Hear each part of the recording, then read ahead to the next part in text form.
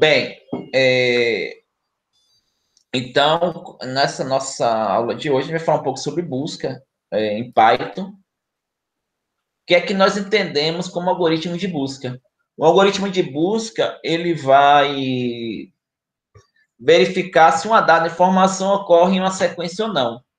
Por exemplo, dado uma sequência de números guardados em uma lista e eu quero ter um valor X que eu quero perguntar, eu pergunto, X ocorre na sequência? A gente tem algumas possibilidades. Eu posso, por exemplo, criar uma função que faça isso. E essa função vai fazer o quê? Verificar se quem eu quero, se ele ocorre na sequência. Eu vou executar aqui a função busca sequencial,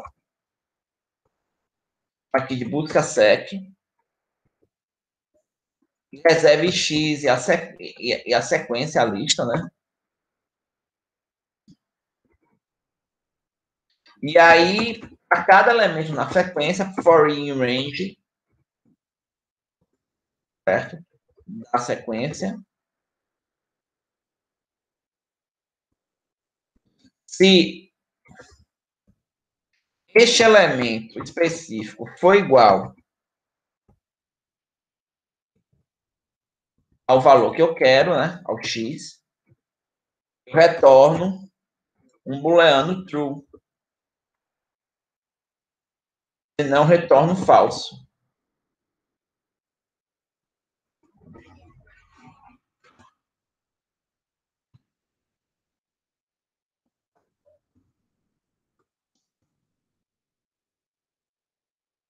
Ok? Eu vou definir aqui uma lista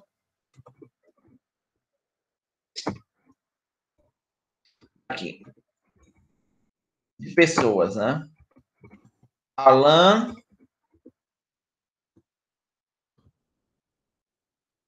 Adelmo, Rafael,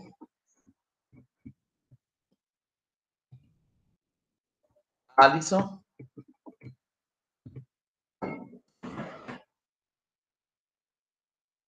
certo, gente? E aí eu vou chamar aqui busca sec.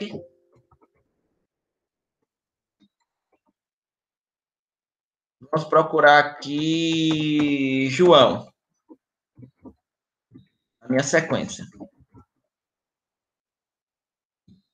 Nós vimos que João não está na sequência, não é, gente? Mas, por outro lado, Adelmo está?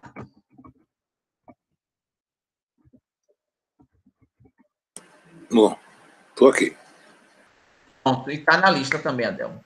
Beleza. Certo? Eu fiz essa sequência aqui, gente, de uma forma muito simples, né? Eu coloquei ela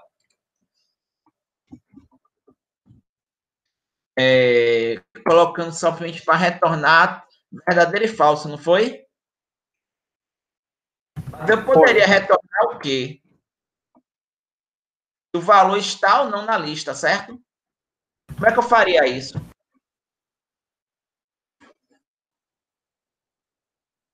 Eu posso redefinir desse jeito.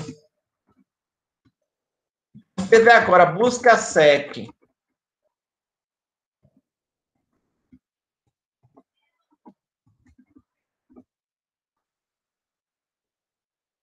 Eu sei que a demo é quem? O elemento de índice 1, né, gente? Se eu fizesse aqui, busca sec. Sim. João seria quem? Não estaria, né? Porque eu convencionei aqui. E aí tem uma coisa importante. Tem coisas que você, na construção do seu programa, você vai criar convenções. No caso, para criar uma função que buscasse pelo índice, eu sei que o índice é um valor que vai de 0 até o tamanho menos 1 da lista, né? Lensec menos 1, no caso. Ok? Então, como é que eu posso sinalizar para a função que eu não achei? Uma escolha minha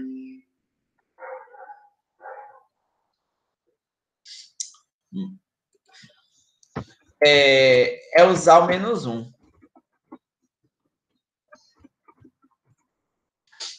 Certo? Então, a escolha minha é usar o -1 e isso funciona. Se tem alguma dúvida, gente, com relação à busca sequencial?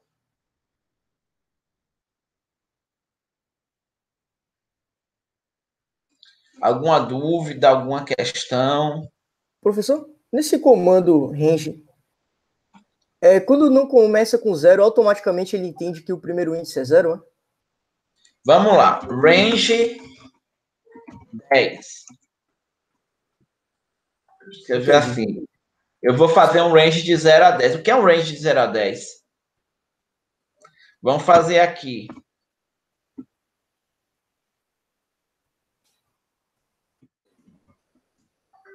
Ele vai contando de até 9, né?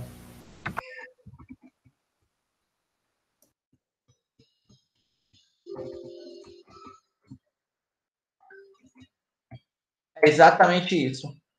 Vai do 0, é o início, até o menor que 10.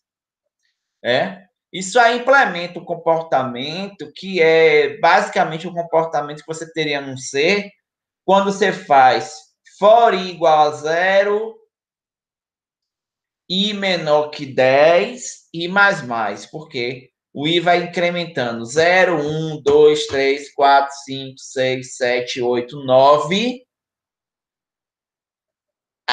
Vai até o 9. O 10 não vai mostrar porque não está incluso. Certo? Então, vai ser 10 elementos, de 0 a 9. Tá claro? Ok. Professor, se o João ali, o algoritmo ele reconhece esses símbolos diferentes, por exemplo, o tio? Como assim? Ali, por exemplo, se dentro da lista tivesse João, sem tio, ele reconheceria? Pronto, vamos lá. Como é que a gente adiciona um elemento na lista, gente? Append. APPND. Olha a coisa interessante que eu fiz aqui, ó. Sec. O que foi que ele mostrou aqui? A lista de comandos que você pode usar. Na verdade, a gente chama isso aqui de métodos, porque quando a gente tem procedimentos associados a um objeto, eles são chamados métodos do objeto. Certo? Deixa eu mostrar aqui sec. Agora nós temos quem aqui? João, né? Isso quer dizer o quê?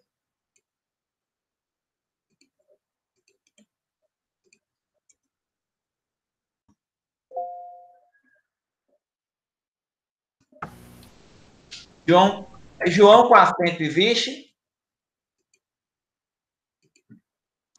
Não. João sem acento existe? Na posição 4. E João com J minúsculo existe? Não.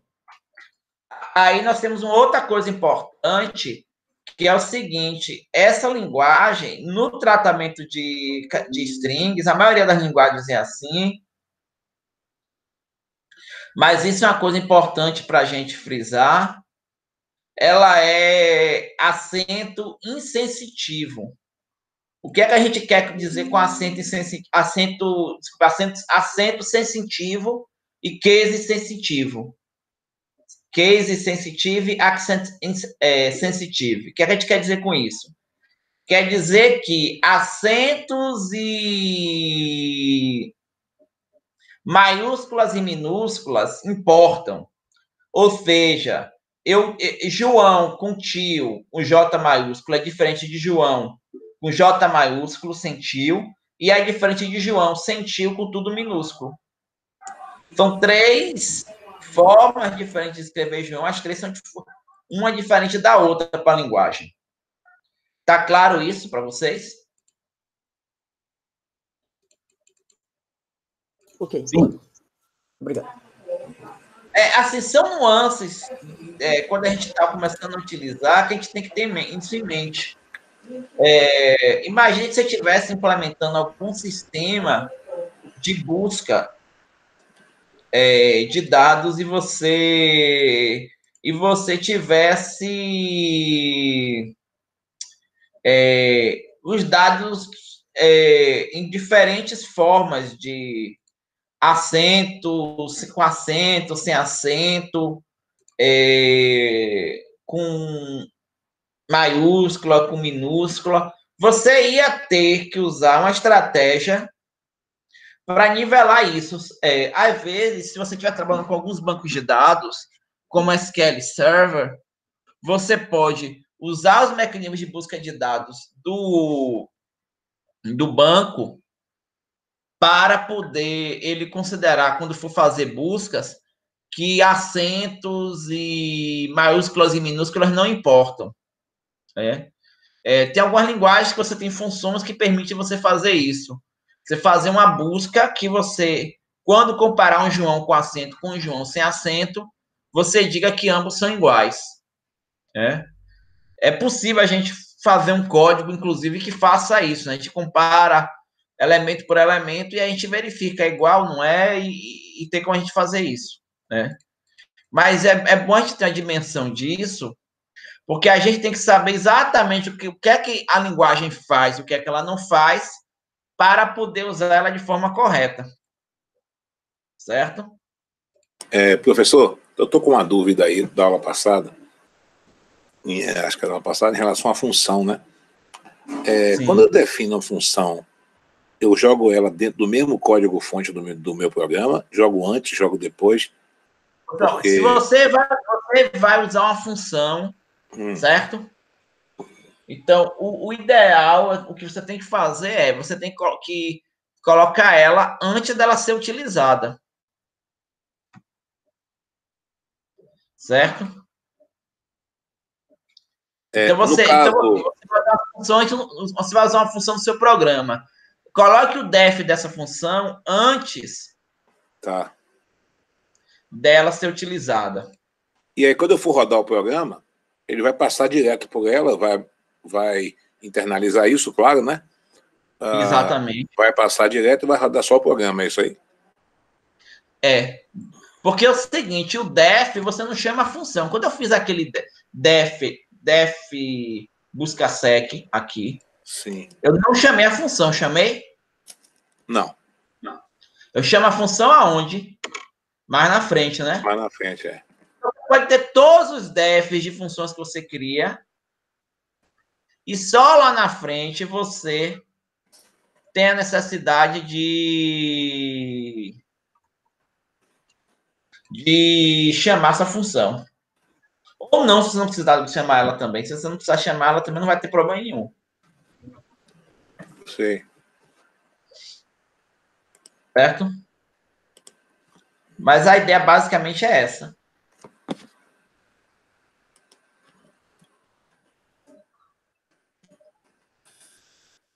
Certo?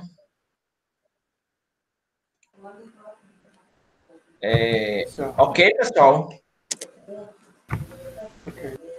Ok. Outro aspecto que nós temos é o que a gente chama de busca binária. Essa busca que a gente mostrou aí, ela é bastante direta, né? Ela é sequencial. Então, a gente tem que percorrer o vetor todo. Mas se você tiver, por exemplo, se você estiver trabalhando com uma lista de elementos ordenados, você pode usar uma estratégia que ela é um pouco mais eficiente do que a busca sequencial. Por exemplo, eu acredito que pelo menos alguns de vocês, pelas carinhas aqui, né? A Delmo, com certeza, apesar dessa guitarra aqui, mas os Rolling Stones também usam guitarra, então não quer dizer que eles são jovens. Com certeza, com certeza. Aliás, guitarra já é um negócio old, De né? velho, de velho. Bem velho. Né? Com certeza. Eu estava vendo outro dia alguém falando que Linkin Park era a música de Dead Music. Dead Music de música de pai, né? Podia também ser Dead Music já, de música de gente morta já. Também. Linkin Park. Então, Rolling Stones eu não vou nem me atrever a dizer o que, é que as pessoas devem achar, né? Então, pronto. Dinossauros. Dinossauros. Mas, Adelmo, pegando o gancho, né? Ele com certeza se lembra de um instrumento maravilhoso do mundo moderno chamado lista telefônica. Com certeza. E aí, quando você queria pesquisar uma coisa na lista telefônica, ela estava lá em ordem alfabética. Você fazia como? Você ia assim, se eu tivesse alguma coisa com A ou com B, eu ia no começo da lista, e aí eu ia me desvencilhando, certo? Se fosse alguma coisa com Z, eu ia mais para o final, mas fosse alguma palavra que eu não estivesse nem querendo pensar exatamente onde é que está essa palavra, se está 20% da lista, 30%, que eu abro a lista no meio e aí eu vejo. Abri no meio, eu estou procurando George. E aí eu estou na letra K. Então quer dizer que eu tenho que pegar do início para o meio, certo, gente? E aí eu vou focar minha busca do início para o meio, certo? Eu reduzo metade do meu problema de busca. Então, na verdade, a busca binária é exatamente isso. Você considera o elemento do meio da lista. Caso o elemento for igual ao meio, você termina, assim, com o teu valor procurado. Caso seja maior, então está na primeira metade da sequência. Aí você vai focar a busca nessa primeira metade. E aí você vai buscando até que não tenha mais nenhum elemento da lista para buscar. Então, não tendo mais elemento da lista para buscar, ou você não achou, ou se tiver e você achou, você para a busca. Mas, basicamente, você vai trabalhando dessa forma. Certo? Então, isso é a ideia de uma busca binária. Aqui a gente tem um exemplo de busca binária utilizando própria para uma lista com números. Vamos implementar isso aqui. Certo? Aqui, essa busca binária aqui é para valores fracionários, inclusive. Eu vou usar aqui o import math. Quando vocês usam imports, vocês, na verdade, trazem as funções que estão definidas em packages prévios, certo, gente? Você pode instalar novos packages no Python usando o pip. Você conhece um pip? Você tem a possibilidade de trazer novos pacotes no Python, instalar por meio do pip. Eu lembro que eu tive alguma coisa assim. Eu lembro que quando eu fiz a instalação do PyCharm, ele veio sem pacote de biblioteca.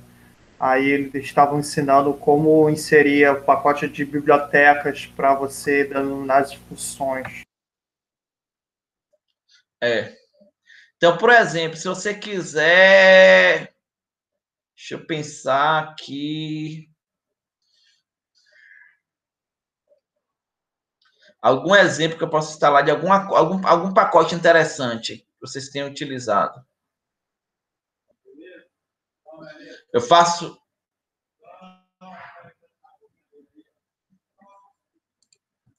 Sei lá, eu quero me conectar com... Mas isso aqui eu tenho que fazer em modo de comando, né? Eu tenho que sair aqui, mas aí eu usaria um pip install MySQL Client, por exemplo. Eu vou instalar o cliente MySQL, certo? Isso aí eu faço linha de comando. Mas a ideia, basicamente, é que você tem vários pacotes que você pode instalar. Que não funcionaria aqui, porque eu estou diretamente no no shell do Python, né?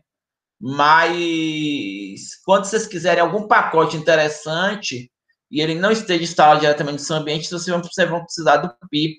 E aí vem uma coisa legal, que o Python tem muita coisa implementada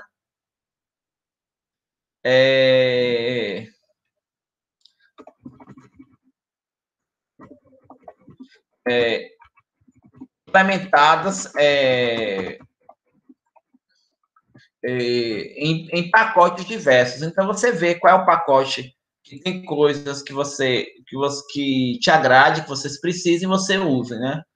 Algumas coisas como o Math já estão como padrão, certo? Bem, aqui vai ter um def find index elements vary. Aqui eu tenho left, right equals 0, len elements menos 1. O que eu estou fazendo aí, gente? Left e right vão receber que valores? Left vai receber 0 e right len menos elementos menos 1, certo? Então, isso a princípio parece que não é tão direto para a gente perceber, né? Na dúvida, eu faria left igual a 0, right igual len elements menos 1. While left, quanto left for menor ou igual que right,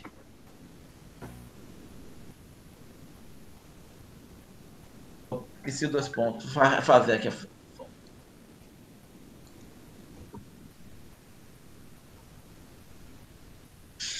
middle equals left plus right dividido por 2.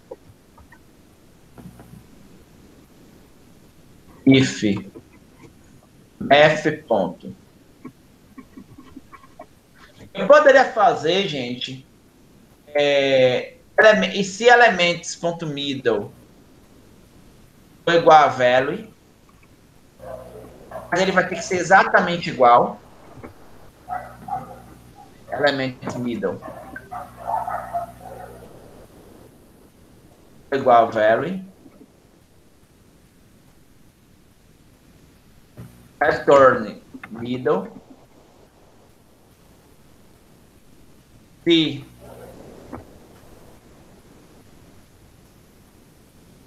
middle for menor que value,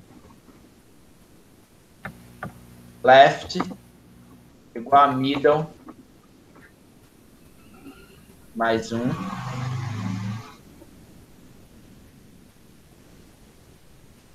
Else if, né? Na verdade, não precisaria desse else if, né? Porque se ele não for igual, não é maior, não é menor, ele é o quê? Maior, né? Element middle maior que value. Right equal middle menos 1. Isso aqui seria um código de uma busca binária. Certo? Aí vamos passar aqui uma lista.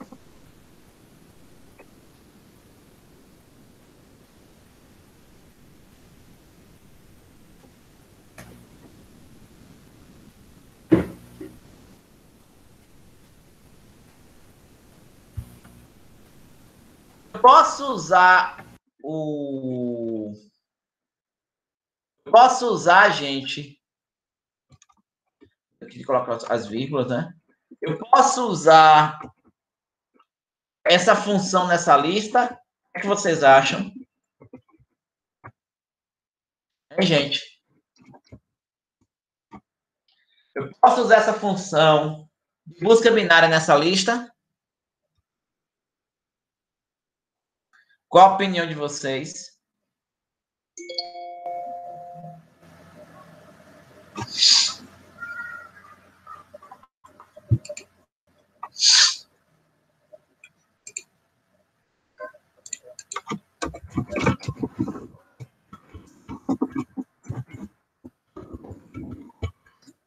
Acho que pode. Poder até pode, mas tem um pequeno porém aí.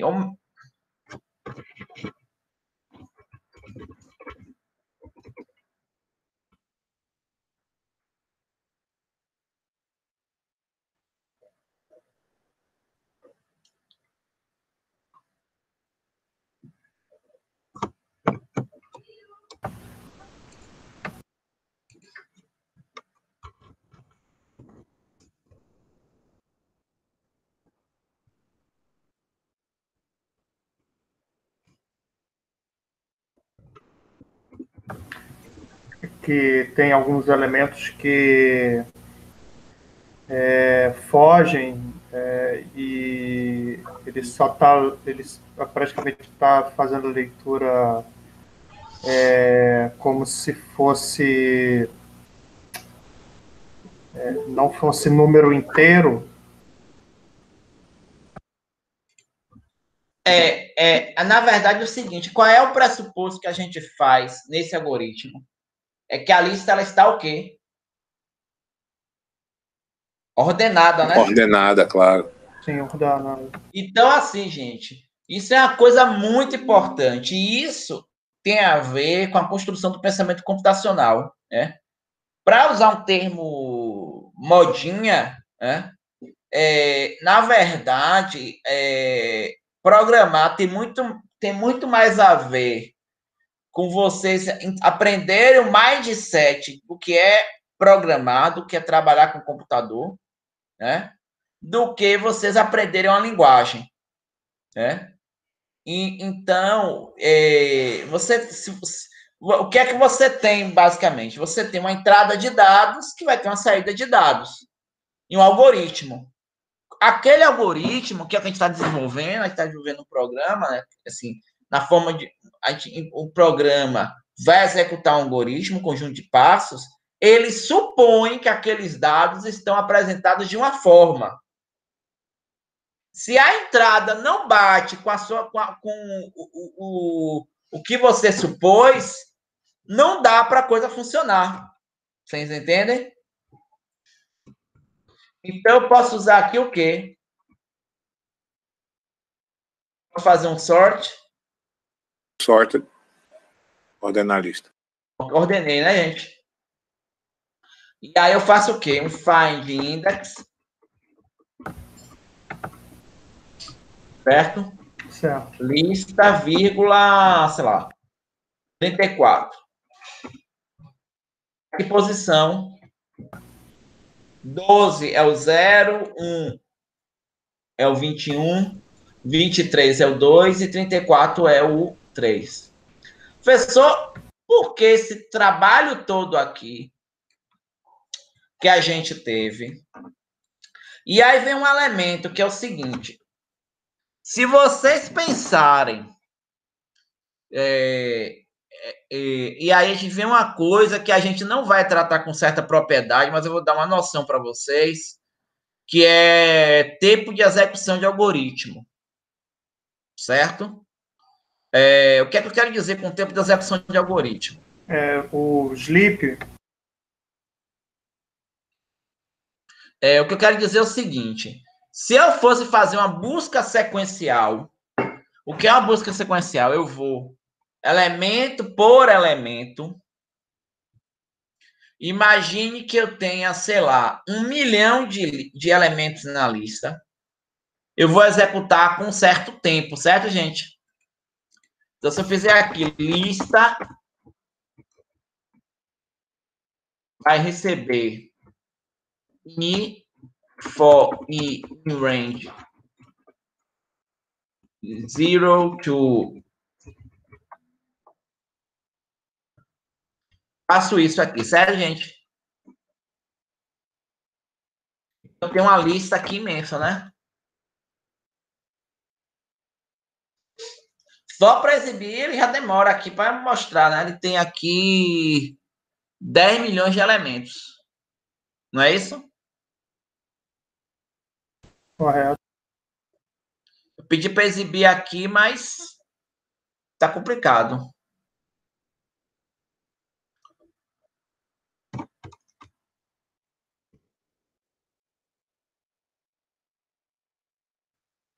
Certo? Professor, quando você estava falando de busca binária, eu comecei a imaginar o seguinte: será que busca binária funciona não apenas para listas, mas como para um dicionário propriamente dito? Quando a gente cria um dicionário de uma estrutura de dados específica para um problema, ou uma série multivariada que você tem mais de uma informação, funcionaria da mesma Funciona, maneira? basta você usar aquele elemento na sua busca. Não tem problema nenhum. Mas a gente teria, no caso, que estruturar a busca binária propriamente dito para aquele tipo de dicionário? Para a forma como aqueles dados são organizados. Certo? Rapaz, não demorou aqui para exibir, né? Vou dar um kill aqui nesse negócio. Olha, para vocês terem uma ideia. Eu fui fazer o quê? Eu fui exibir, não foi, gente? Demorou um pouquinho, não foi? Eu não fui nem fazer nada. Então vamos lá. Lá vamos nós, vamos. Agora lá vamos nós de novo, que eu não copiei. Vou ter que. Eu pensei que tinha copiado.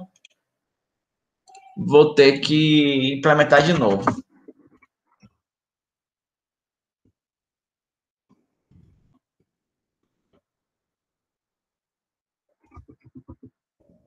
Right. Zero elements minus one while left. Right.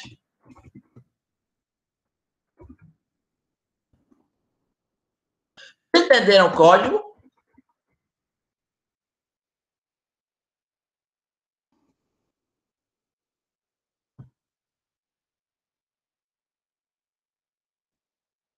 Aqui eu só estou fazendo. A única coisa que eu vou fazer aqui de diferente no código é porque eu estou comparando diretamente. Eu não estou comparando. Se eu estivesse comparando com algumas aproximações, aí eu poderia usar essa função math.disclose. Não vou precisar dela, nem estou usando o import dela aqui.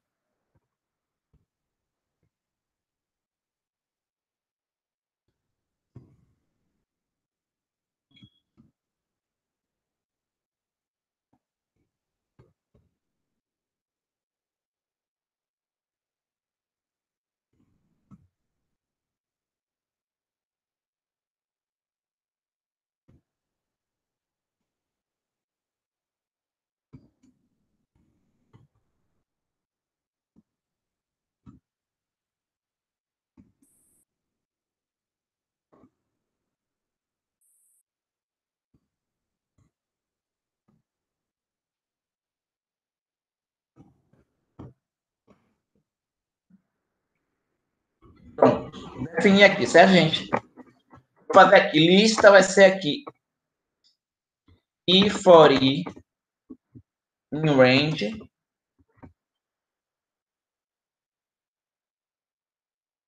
$10 milhões, ok, gente? Certo? Find index. Vou ver se eu tenho aqui o elemento na lista, certo, gente? O elemento lá no final da lista.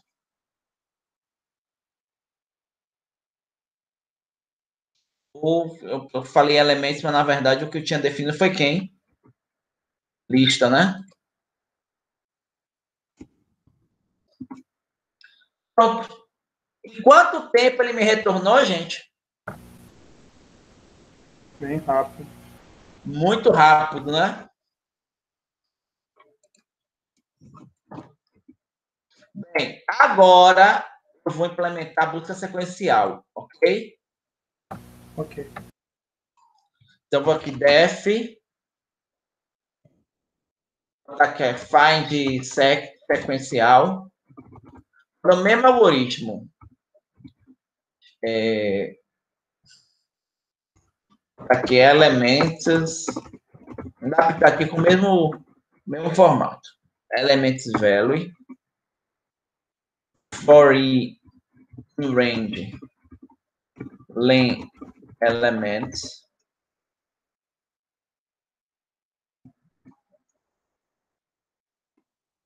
if elements i foi igual a value,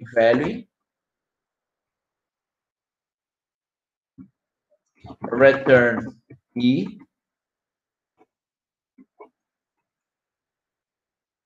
else, não, aqui no final, né, tudo terminar tudo, return menos 1. Pronto. Aí eu vou fazer agora um find sequencial, lista 9609533.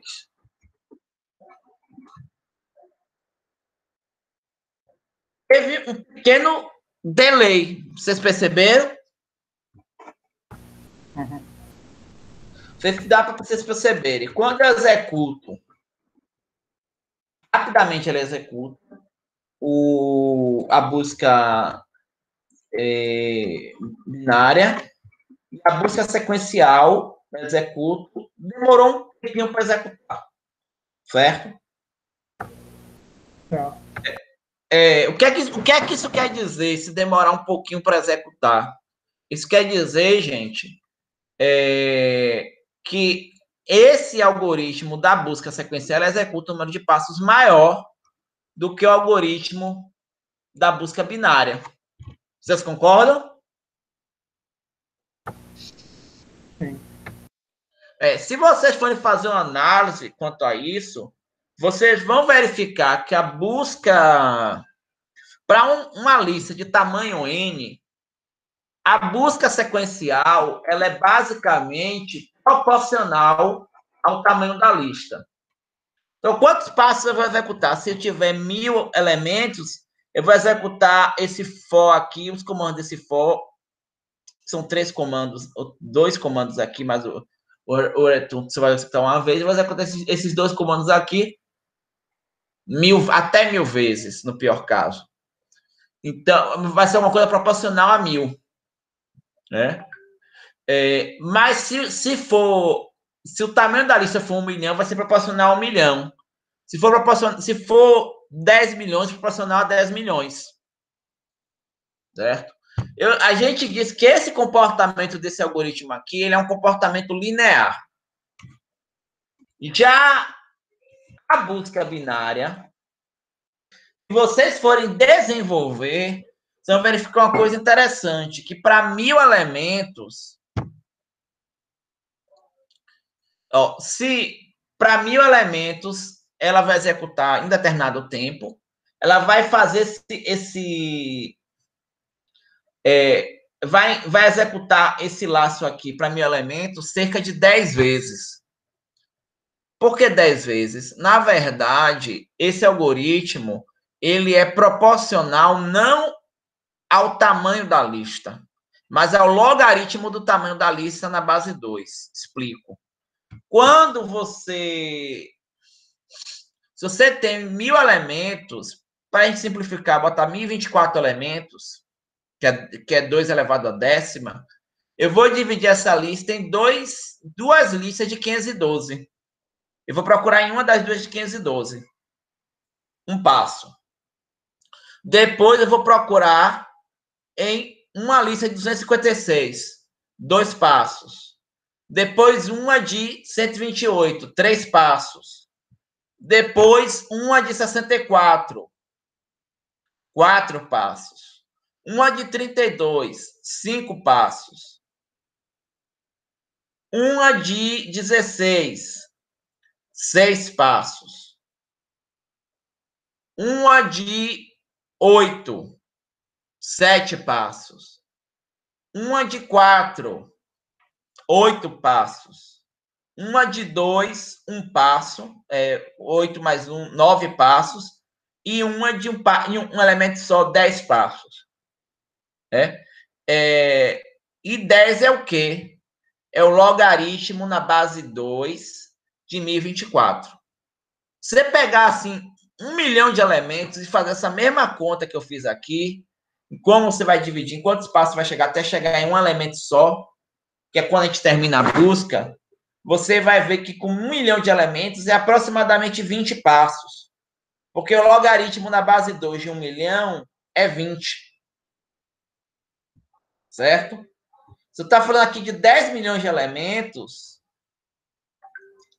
aí você vai botar mais 10 vezes 10 aí dá, vamos dizer que seja, chute passinho para 16, que é 2 a quarta, então seria 24 passos. Então, esse algoritmo da busca binária, para 10 milhões de elementos, ele faz 24 passos. 24 vezes que ele entra nesse loop. Porque ele é proporcional ao logaritmo do tamanho da lista. Fazer que a lista seja n, tamanho dela, log de n, na base 2. Mas esse aqui, ele faz 1 milhão de passos, enquanto o outro faz 24. E aí, uma coisa interessante se eu dobrar o tamanho da lista, esse algoritmo daqui, ele vai gastar o dobro do tempo. Esse vai gastar o quê, gente? Vai gastar uma interação a mais no loop. Porque na primeira interação, ele vai para uma metade da lista. Então, aquele é só uma interação a mais se você dobrar. Se estiver trabalhando com listas muito grandes, isso tem uma diferença absurda. Se você estiver trabalhando com volumes de dados grandes, você entender a natureza do comportamento dos algoritmos. Tem algoritmos que eles têm, que a gente chama isso de complexidade de execução dos algoritmos, é uma coisa que é vista com mais propriedade no curso de ciência da computação, tipicamente em uma disciplina de 60 horas, que é análise e projeto de algoritmos. Mas se você for ver isso com maior propriedade, vocês vão ver que para volume de dados grandes, a implementação do algoritmo importa em muito.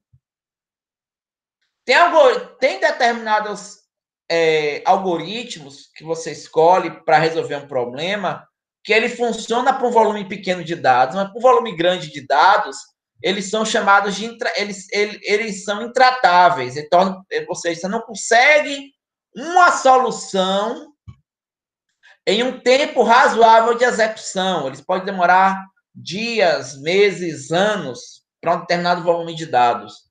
E, às vezes, existe algum algoritmo que ele implementa de uma forma mais eficiente, resolve o mesmo problema de uma forma melhor. Então, isso não é uma questão de você estar usando o computador de ponta ou estar usando os recursos melhores que tem. Problemas que são de natureza intratável, não é o caso desse, aqui a gente está falando só de um problema na busca sequencial de ordem linear, mas problemas de natureza intratável, eles têm outra categoria. A gente tem problemas, por exemplo, que para um tamanho n, o número de passos é proporcional a 2 elevado a n.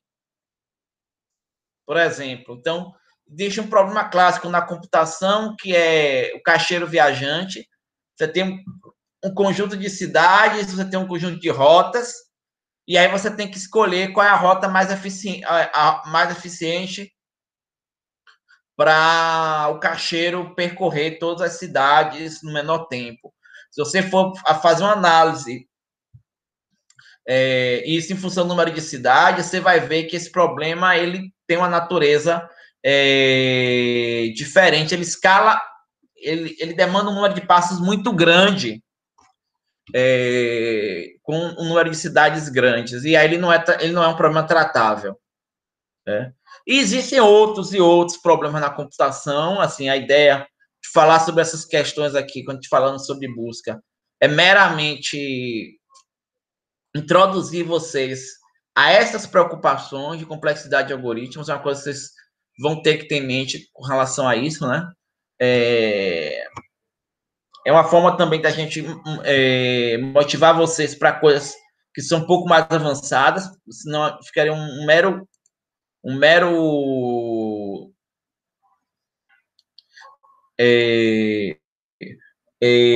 curso aí de nivelamento de Python, que é uma coisa que vocês veriam rapidamente em alguns tutoriais na internet, certo?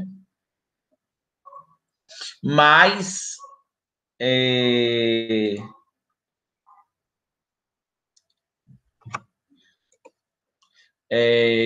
se a gente for ver de forma mais apropriada, a gente tem uma série de coisas importantes que você tem que se apropriar, porque eu suponho que vocês, na implementação dos problemas de vocês vão trabalhar com grandes volumes de dados, vão trabalhar com séries temporais, vocês vão trabalhar executando algoritmos como eu executei no mestrado, que é o FFT, né? E aí você pode ter uma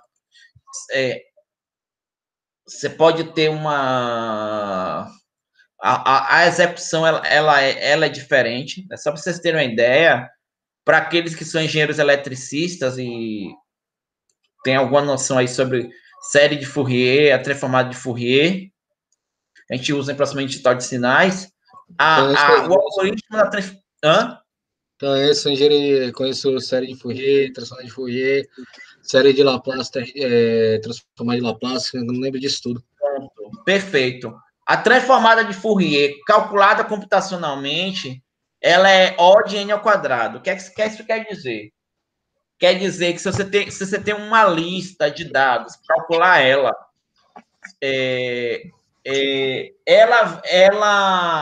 o tempo que você gasta para calcular é proporcional ao quadrado do tamanho da lista. Então, se a lista tem 1000 elementos e, de repente, ela passa a ter 10.000 elementos, ela aumentou 10 vezes, o tempo que você vai gastar não vai ser 10 vezes mais, vai ser 100 vezes mais.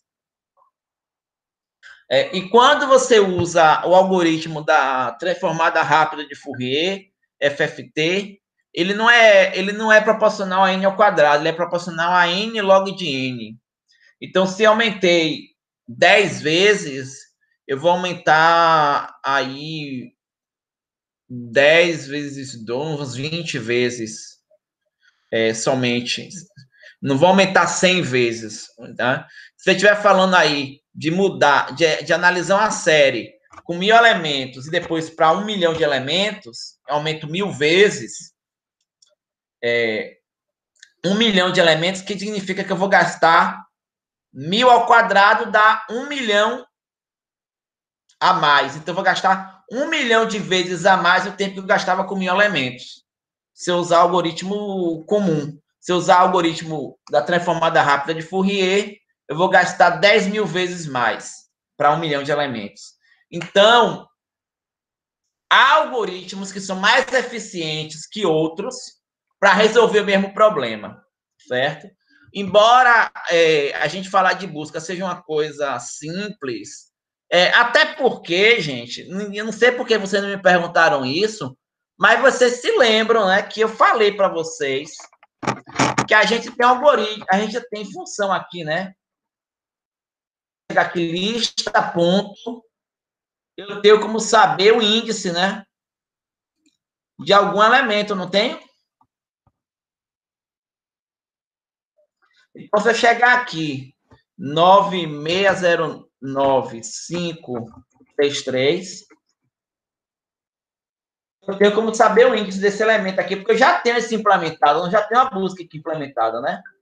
Pelo tempo que essa busca está implementada, ela demorou um pouquinho mais aqui, e eu estou falando assim de uma forma bem empírica, né? Mas ela demorou um pouquinho mais do que nossa busca binária e um pouco e menos do que a busca sequencial que a gente implementou. Então, deve ser uma busca sequencial um pouco mais otimizada, com alguma coisa a mais de ajuste na linguagem, compilada previamente. Mas é uma busca sequencial, né? Mas aí você me perguntar, professor, mas aí você não poderia ter usado ela? Poderia. Mas aí vem uma questão também. Se você tivesse trabalhando com um volume grande de dados, se a busca é sequencial, tá com 10 milhões de elementos, ela entregou num tempo razoável, mas será que ela vai entregar com um tempo razoável com 1 bilhão de elementos? Ou 1 trilhão de elementos? Aí será que eu não vou precisar da minha lista, da minha versão de busca? Mesmo que a linguagem implemente, ela pode, o que ela pode entregar pronto para você pode não estar pronto com o melhor algoritmo que você precise para o problema, né? E assim, falar de busca em lista é um bom toy problem para a gente começar a introduzir essas questões, certo?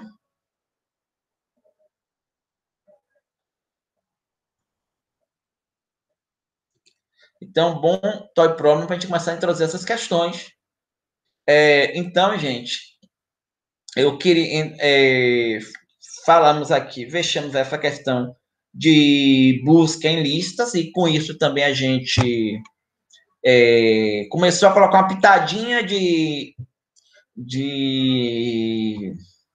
pimenta para vocês aí sobre as questões de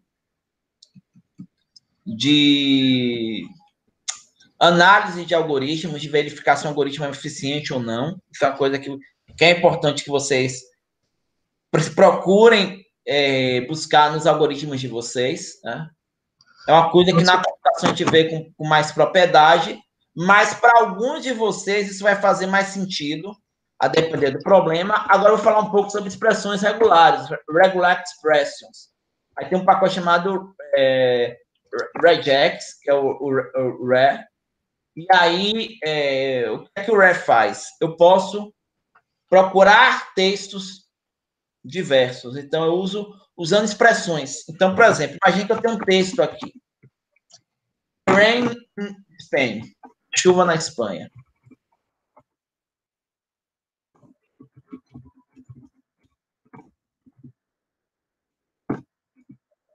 Aí eu vou fazer aqui um search. Eu quero procurar um padrão de texto. Eu quero saber se tem algum texto que começa com T e tem Spain aqui no meio, no final dele. TXT.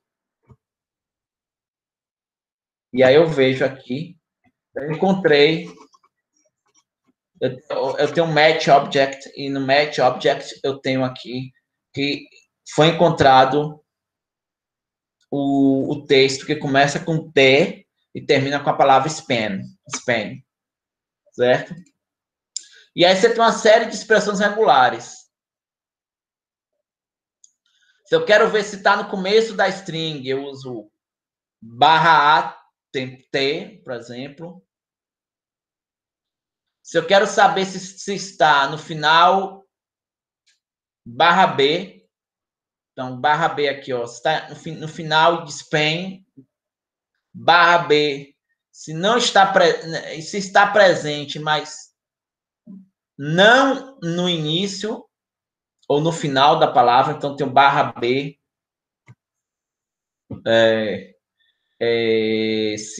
Se não está no final, em, ou /B aqui no finalzinho, se esse em aqui não está no começo.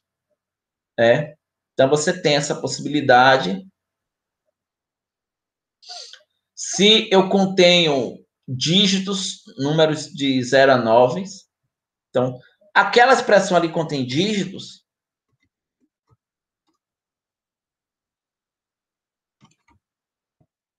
que não tem nenhum dígito ali, né?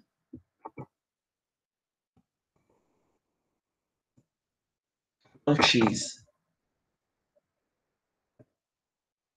Não retornou nada, não deu nenhum match. Ela não contém dígitos barra D maiúsculo. Então, como eu vou falar aqui com barra D maiúsculo, eu vi se a gente vai dar um match.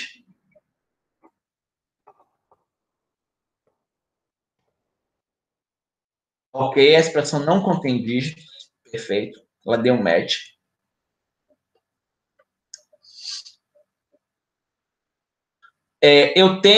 Se eu tenho um espaço, que é o barra S, e o barra S maiúsculo, se eu não tenho espaços.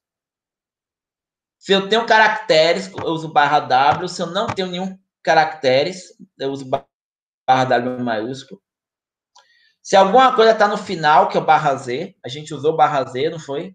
A gente viu terrain in Spain.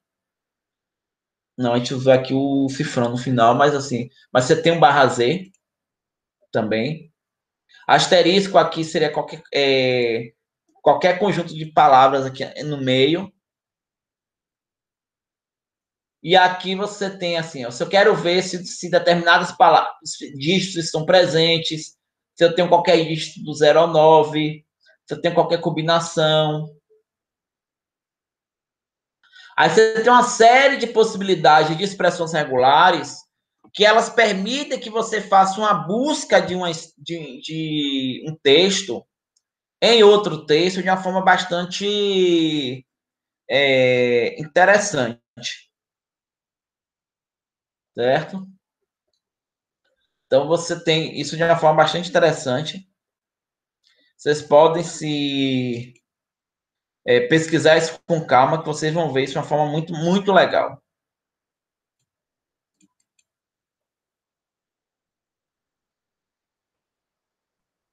Certo? Bem, nós temos também algumas outras coisas interessantes com o reject, né? Por exemplo, se eu usar aqui o find out, eu quero ver se eu tenho um padrão aí, né, no texto. E eu tenho encontrei duas vezes o padrão aí. Porque eu tenho terrain in Spain, tenho rain aí em rain e Spain aí em Spain. Mas e se eu estiver procurando tá, tudo bem, ali terrain in Spain, mas eu quero procurar se existe o padrão Portugal. Tem o padrão Portugal no texto, gente? Não. Então, eu vou ter aqui um quê? Não me retornou nada, né? Ele retorna na forma de uma lista. Então, não me retornou nada. Not found. Certo? Eu posso fazer outras coisas interessantes. Eu quero procurar. Nós temos aí. Eu tenho espaços, barra S, dentro do texto. Vou dar um search. Ele encontrou aqui alguns, né? First spaces. Onde é que ele encontrou espaço, gente? Na posição 3, terrain in Spain. Posição 3, ele encontrou espaço. Certo?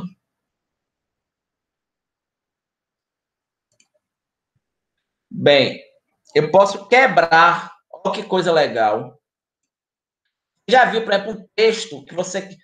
tem programas que você pega um texto separado por espaços e aí você quebra ele em partes diferentes. Olha como é que eu faço isso aqui. Split, no regex, onde tem um padrão barra S, eu quero que você faça a quebra de texto. E aí você vai ter o quê? Rain in Spain.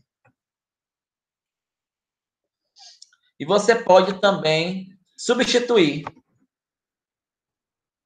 Rep.sub /s.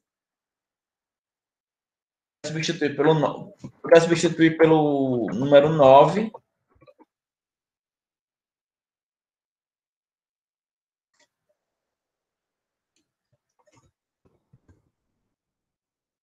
E aí eu vou ter aqui 9 ran in 9 span, ou 9. Certo? Então, toda vez que eu fizer uma busca, alguma coisa, eu vou ter isso como um objeto. Então, se eu fizer aqui, Chief igual a reprompt search.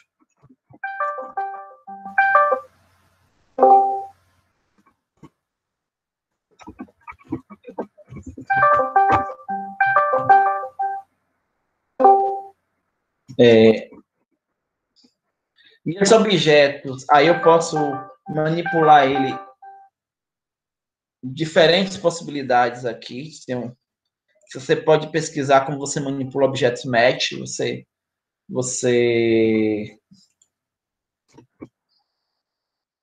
dá um ponto aqui, você pode ver o início, o fim da posição, qual é a string.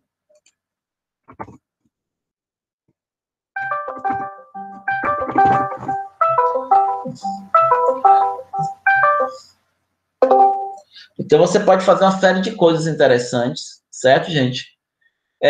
Enfim, é isso que eu queria falar para vocês, né? A gente trabalhou aqui com as expressões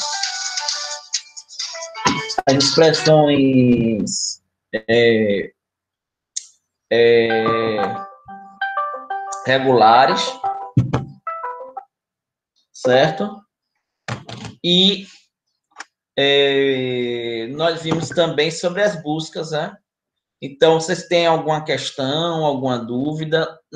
Eu vou dispor para vocês uma lista de exercícios para trabalhar com expressões regulares, aí também com buscas, busca binária, busca sequencial, trabalhar com essas coisas que nós vimos, né? E a gente fecha esse ciclo aí dessas 3 aulas que nós tivemos aqui com a linguagem Python, né? Que nós vimos listas e outras coleções, funções e buscas e expressões regulares. Ok, gente?